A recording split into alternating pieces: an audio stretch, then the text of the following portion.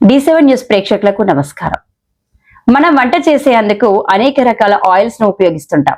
మన ఇంట్లో చేసే వంటలకు నాణ్యమైన వంట నూనె ఏదో తెలుసుకొని మరీ ఉపయోగిస్తుంటాం.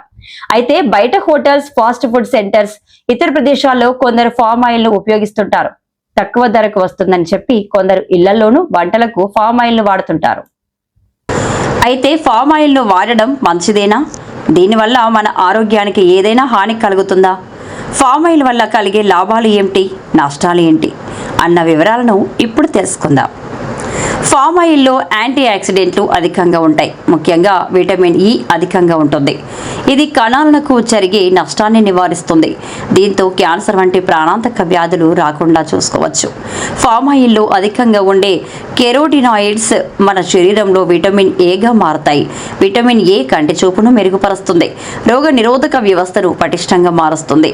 తరచూ ఇన్ఫెక్షన్లు, వ్యాధుల బారిన పడుతున్న వారు ఫామ్ ఆయిల్ను వాడవచ్చు. విటమిన్ ఏ లోపం ఉన్నవారు కూడా ఈ నూనెను ఉపయోగించవచ్చు.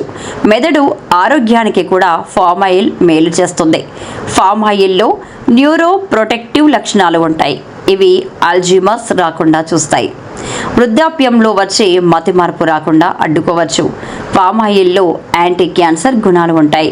సైంటిస్టులు చేపట్టిన అధ్యయనాల ప్రకారం పామ్ ఆయిల్ను వాడుతుంటే క్యాన్సర్ కణాల పెరుగుదలను అడ్డుకోవచ్చు. అయితే ఇన్ని లాభాలు ఉన్నప్పటికీ పామ్ ఆయిల్ను వాడడం వల్ల పలు నష్టాలు కూడా ఉన్నాయి.